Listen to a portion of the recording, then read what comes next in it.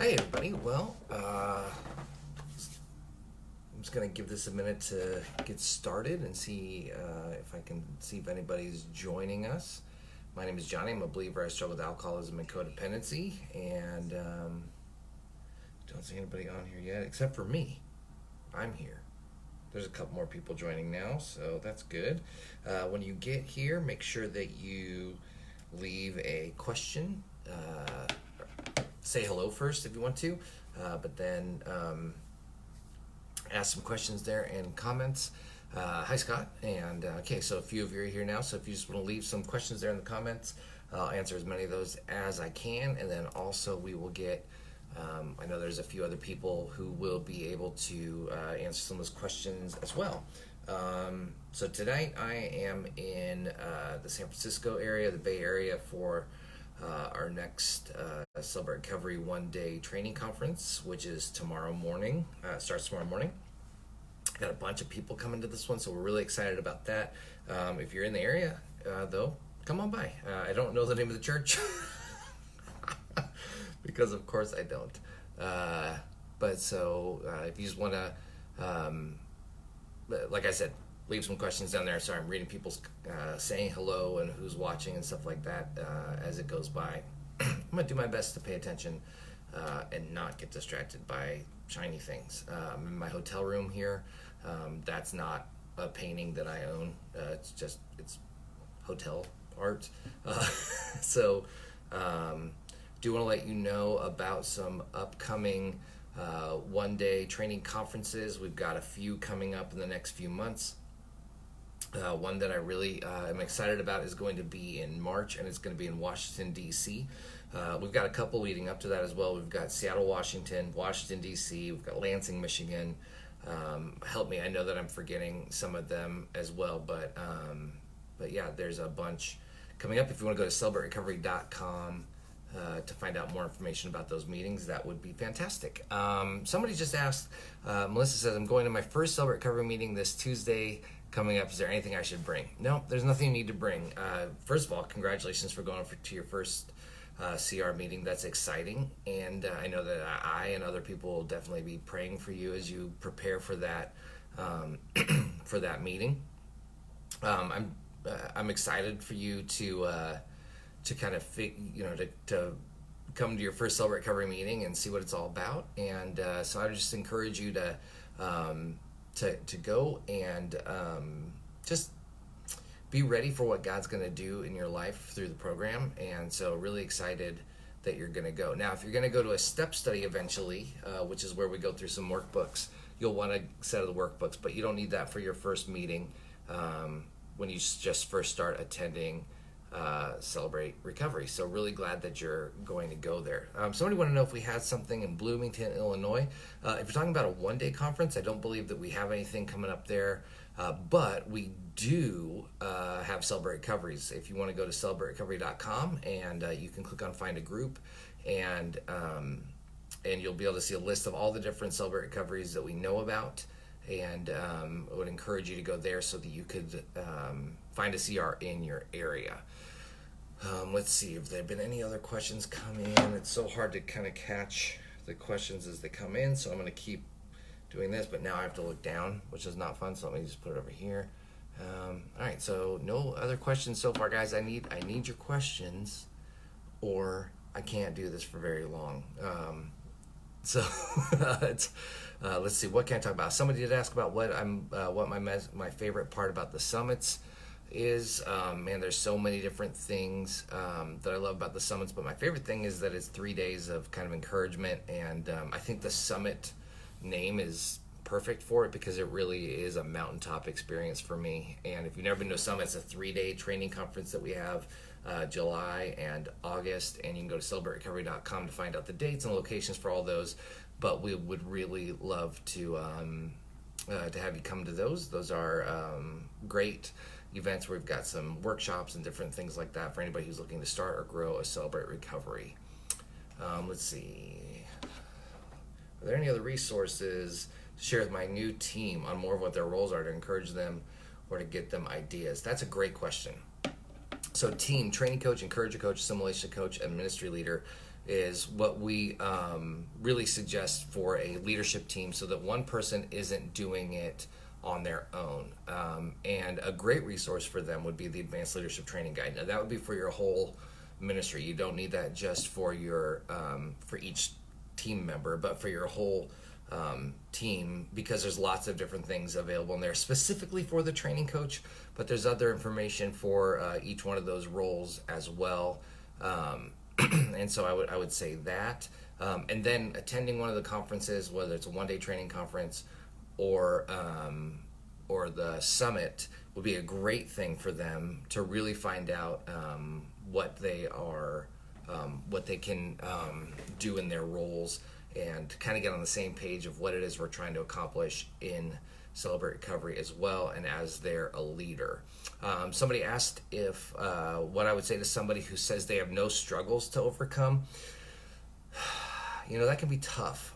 What I wouldn't say is, well, you're in denial. I would just invite them to come to Celebrate Recovery. I'd invite them to check out the ministry and see for themselves, to kind of hear some different testimonies and meet different people. What I would tell them is that only 1 out of 3 people who attend Celebrate Recovery come for a chemical dependency issue. The rest come for all different kinds of hurts, hang-ups, and habits. And so I would say maybe you don't have an issue that you think of as a typical recovery issue, and that makes sense. I understand that. However, that doesn't mean that you don't have any issues. The Bible says that we've all sinned and fall short of the glory of God, which means we've all at least been hurt by other people and their sin, or we've hurt other people with our sin. And so because we talk about hurts, hang-ups, and habits, we always talk about this idea that we all qualify because we all have hurts. And it may not be huge things, but we all have things that definitely could use some healing. Let's see. Any chance of online training? No one day's close meeting to the team that I've seen on the website. Stay tuned for that. Now, no online groups, but stay tuned for some things that we're talking about when it comes to online training. 6 months sober as of yesterday. Any favorite tips or tricks for when the pink cloud or honeymoon phase of sobriety is over? First of all, Sarah, congratulations on 6 months. That's awesome. Yeah, I think that my biggest tip for when you're feeling tempted or when you want to go back out is 2 things. 1, remind yourself of what it was like in the beginning, and 2, get around other people for sponsoring and accountability so that they can speak into your life and they can encourage you to stay the course. The best way, by the way, to remind yourself of what it was like when you first started is to serve. Look for opportunities to serve newcomers who are attending, so that you get around them and you can say, you know what, I don't want to go backwards. I don't want to go back to that old way of life, because when the thoughts start coming and all those kinds of things kind of take over your mind, being around other people and serving other people can actually be a really good deterrent, because it gets us out of ourselves. Now, when it comes to codependency, we have to be careful that we're not serving out of a codependent way, but in a real way, in a Christ-centered way, or a loving way, where we're not trying to put other people's needs above our own because we don't think we're important or good enough, but because we're trying to honor them and what God has asked us to do. And the other thing is, like I said, lean into your accountability partners. Tell them where you're at in your recovery. Tell them that you're nervous of something like that happening, and give them permission to ask you questions and to keep you honest. That they're not just going to ask you how you're doing, and then as soon as you say I'm fine, leave you alone. But they're actually going to kind of keep asking you, and that, to me, that's a really great way to make sure that you're able to avoid that when that happens. I'm losing some of the questions. So I know people keep always telling me they go swipe this way. There we go, found it. Okay. Let's see. What the ALT is, it's Advanced Leadership Training Guide, and it's a kit that has really helped a lot of groups grow their Celebrate Recovery. Somebody asked, what is the ALT? A friend is a really nice guy, but drinks several times a week. Family cannot get him interested in any help. Any advice? Just invite him to Celebrate Recovery, but don't be surprised if he's not looking for help right now, that he's not going to reach out for it. So what I mean by that is, we often say that nobody changes until the pain or the pain has exceeded the fear of change. Until I'm ready to change, I'm not gonna. Until we're ready to do things a different way, we're not gonna. So I would encourage you to keep inviting him, keep asking him to come, and then just understand that sometimes people aren't ready yet. That doesn't mean that you don't want to keep asking and keep inviting, but it just means that you're not gonna. You may not be able to get them to attend. So it can be hard. Let's see. When can you do a summit in Haiti? Oh man, we would love to do a summit in Haiti. It's not on the books right now. We just had a team that's in Rwanda, not doing a summit, but talking about Celebrate Covering Rwanda. We just had a team come back from Brazil a couple of months ago. So we're working on some of those things. But right now it's, I don't know that is on the books, but I would love to do it. So let's talk to Richard, our international director, and we'll see what we can get done. What are my thoughts about bringing in leaders from other CRs to train and encourage our small group leaders during our, I'm going to guess that says monthly leaders meeting. I've lost the ability to kind of scroll again. So I think that's a great idea. I think that having leaders from other churches come in and help train is really powerful.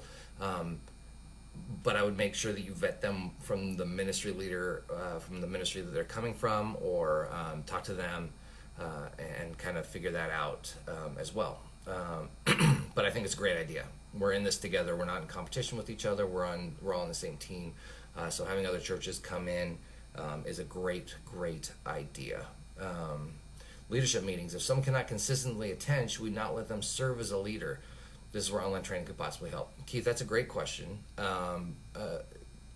So no, to both. First, no, you shouldn't not let them be a leader if they can't consistently attend, if that's the only criteria. If they're serving, if they're doing other things, but for whatever reason, the night of the week you picked, they can't make it sometimes, I would say you're going to have to kind of make adjustments for people there. Now, if they're not willing to attend, that's a different issue, right? If somebody can't attend, whatever, there's really nothing I can do about that. I might talk to them if they're too busy. Maybe leadership isn't a great time for them right now. But if they can't consistently attend, but they do their best to be there whenever they can, I think it's really kind of going to be an individual thing. Putting your training online isn't going to solve anything, though, because really part of leadership meetings is fellowshipping with one another. It's getting around each other, and you can't do that online. We're doing that kind of right now, but also kind of not really, right? Like, you guys are leaving questions, I'm trying to answer them, but we're not sitting down having a conversation like we could if we were all in the same room together at a meeting that way. So that's why we don't do online groups. We may put some things on our YouTube channel, which you might even be watching this on the YouTube channel, because we do put everything there after the live broadcast on Facebook Live. But that's not going to replace the online or the face-to-face stuff that we do. Let's see. Sorry, I know this is the best part right here is when I'm scrolling through, right? Scott wants everybody to remember that the open share, or not the open share, the early bird rate for the Lansing, Michigan one day is almost expired. That's the best price to come to the one day, so I want you to attend then. Mercy says, my T coach wants to know when you're recording new teachings for lessons. So does my M coach. So we're working on it.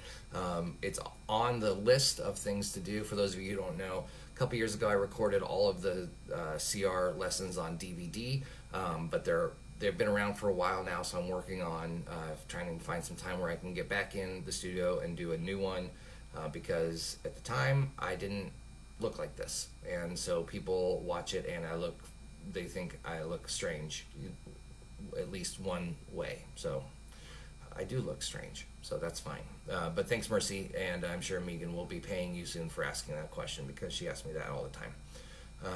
Let's see. I'm just going to go to the bottom here. I'm interested in becoming a state rep. Where do I go from here? Great question, Margaret. So we have some of our national team on here that will kind of help walk you through that.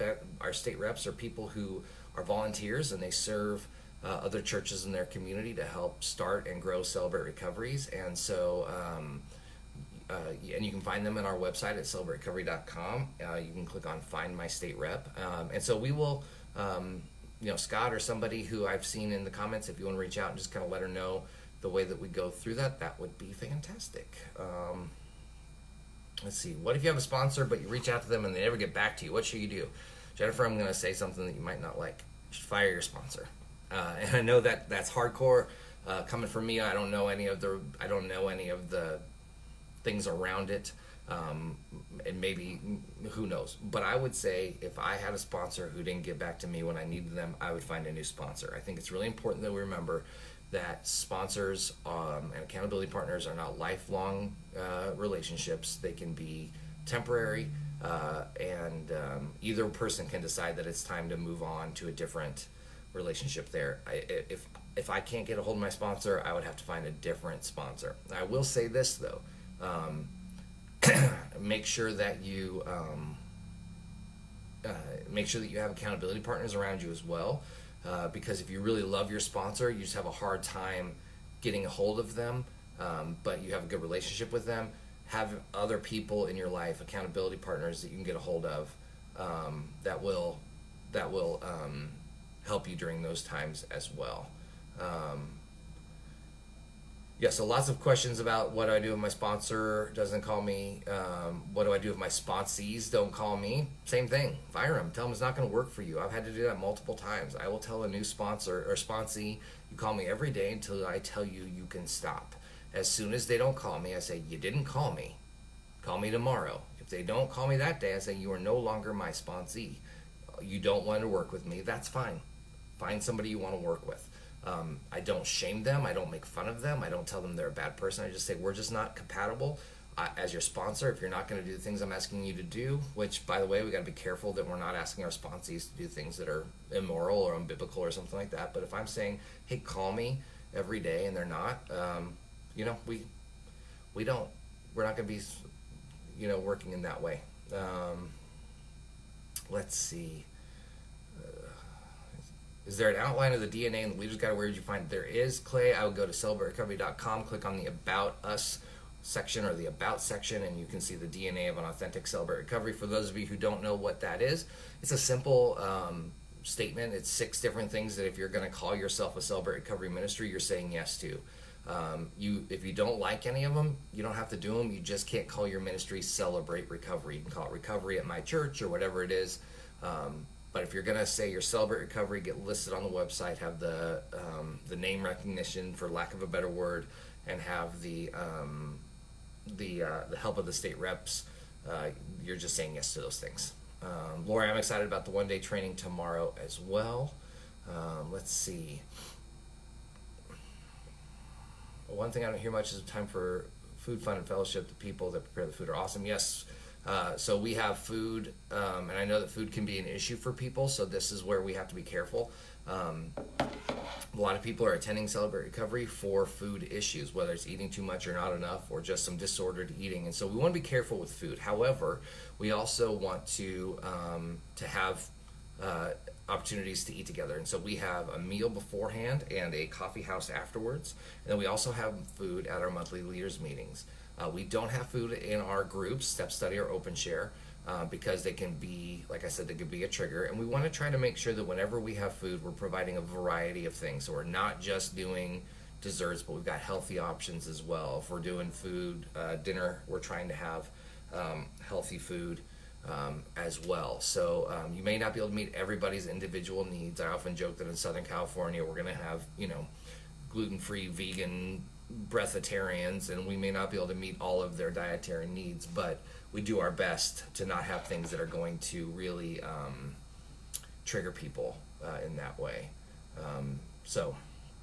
And then yes, we do have people who prepare the food, and it's nice to say thank you to them. We do from the stage from time to time. We'll say thank you to the volunteers who prepared the food or who are doing different things in our Celebrate Recovery for volunteering in different ways. Let's see. Lots of people reaching out to help each other. I love that. One of the coolest things in this about these Friday night chats are when people get together and chat that way. So that's pretty cool. I'm just going to kind of scroll up a little bit, see if I can find some questions that I probably missed, because I know that I did. What do we do if a step study leader has bowed out but is still bad-mouthing the team and other leadership?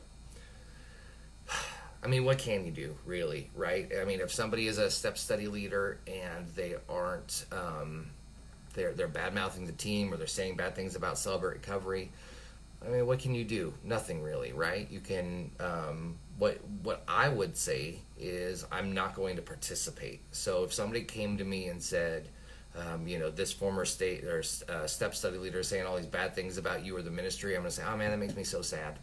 But I'm not going to say, oh yeah, well, did he tell you this, that, and the other thing? I'm not going to participate in that. So I would just say that's something to keep in mind. There's really nothing you can do. I wouldn't tell them your side of the story or anything like that. I would just say, there's a reason he's no longer serving or she's no longer serving, and I'm not going to get into why and all those things.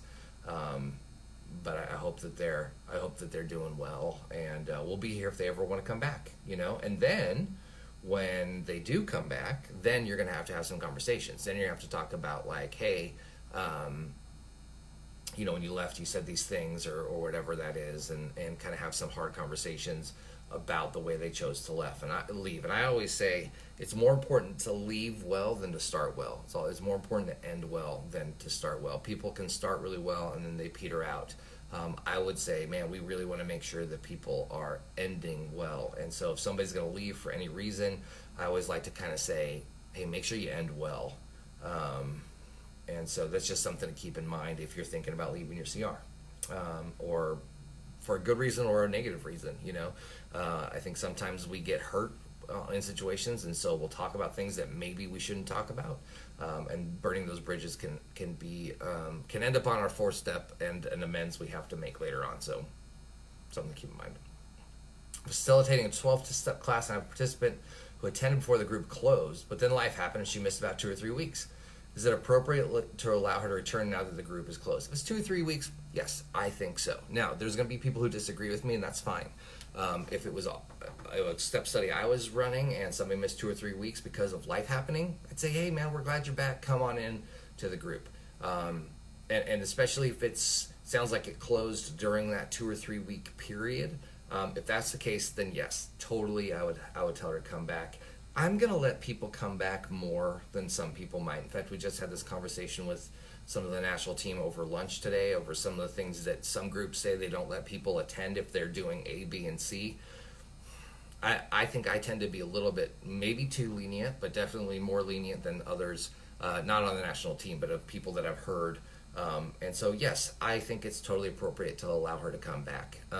If it continues, right, if she's there 2 or 3 weeks, she's gone 2 or 3 weeks, she's there 2 or 3 weeks, gone 2 or 3 weeks, then maybe the conversation is, hey, it doesn't sound like your life is allowing you to have this consistency right now. Let's talk about a different way for this to work. But if it was just, her kids got sick or something happened, then I think it's more than appropriate. Yeah, childcare is usually an issue for most people that want to go through a step study. So sometimes, let's see where to go. I think it was sometimes one-on-one is a better option. So yeah, here's the thing that I think I missed some things, but if you're going to do, if you think doing a step study one-on-one is a good option, I'm not going to disagree with you. However, I'm going to caution you.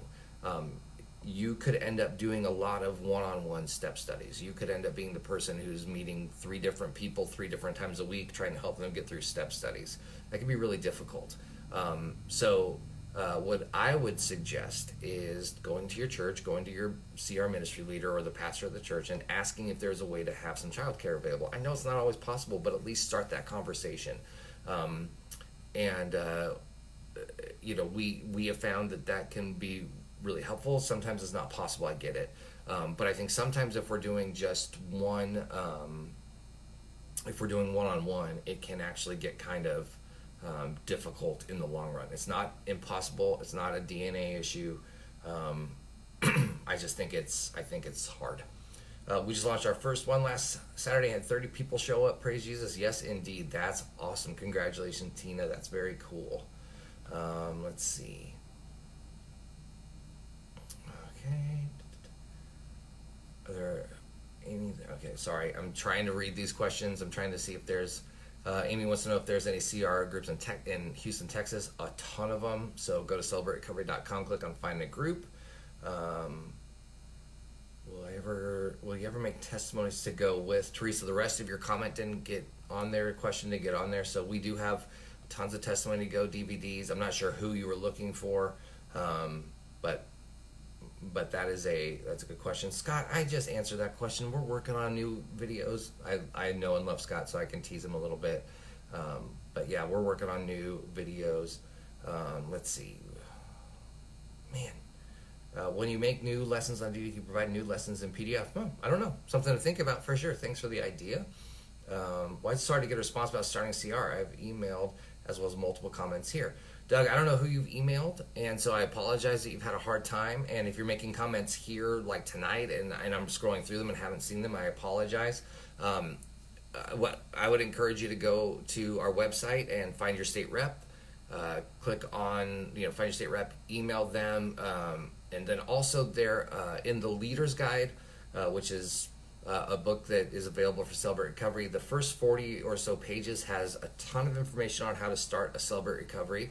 On top of that, the event we're going to do, the one-day events and the summits are all geared for people who are looking to start Celebrate Recovery. And so just another option for you as well. But I apologize that it's been tough for you to get a response, and hopefully we can remedy that and get you some help. Let's see. Trish asked, how did I stop my addiction? Well, Trish, that could be its own 30-minute Facebook Live video on its own. But the short answer is I came to a moment of clarity where I realized I couldn't stop on my own. I began attending Celebrate Recovery, and then one day at a time after one day at a time. And so there are lots of people who could give you similar testimonies. If you're struggling, or you know somebody who is struggling and is feeling hopeless or something, or very painful right now, I'd encourage you to keep coming to Celebrate Recovery and give it day at a time. Okay. Can you guys offer an actual CR sweatshirt? Elliot, yeah, we do have some, but I understand it can be tough for some of those things. Doug, I don't know why you said never mind, you'll do it yourself. I gave you the best answer I could. Like I said, we've got lots of people in the chat who would love to connect with you and to help you. Like I said, the Leader's Guide has some tips about how to start a Celebrate Recovery, and I would love for you to get to one of our events that we could help you as well. But if I'm somehow still not meeting your need, I really do apologize. Let's see. Can Pastor Rick do an updated Life Healing Choices lessons on DVD? You'd have to ask him. I don't know. It would be great, but I don't know. What do we say to people who think 5 minutes is not enough time to share?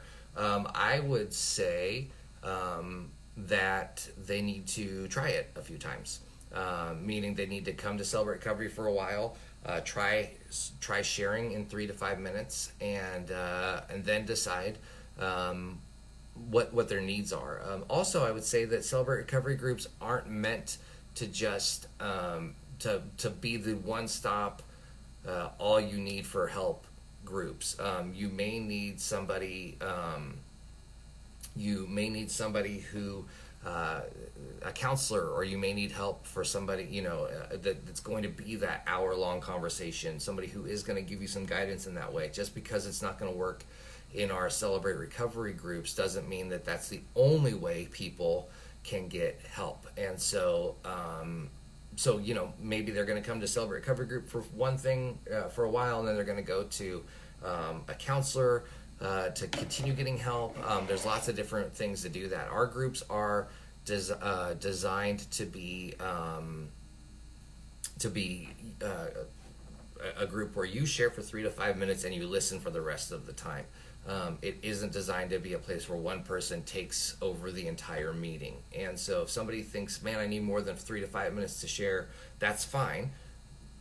But that's not going to happen in our groups. We're not going to change the way things work for for that. So if somebody needs that, I would suggest that they find a counselor or accountability partner or sponsor or someone they can meet with throughout the week.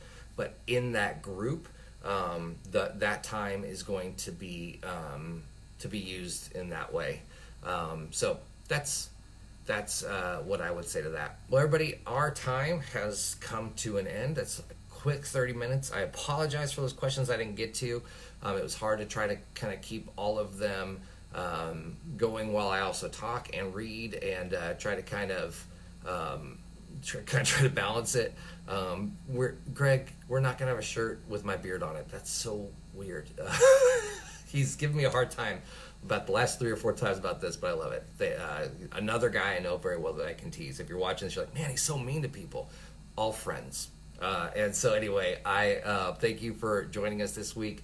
If you're watching this later on YouTube, we do this live every Friday night from at 6 o'clock Pacific, 9 o'clock Eastern. We do have a number of one-day training conferences coming up. You can go to celebraterecovery.com, click on events to find out more about those upcoming events, and we will see you next week. Bye, everybody.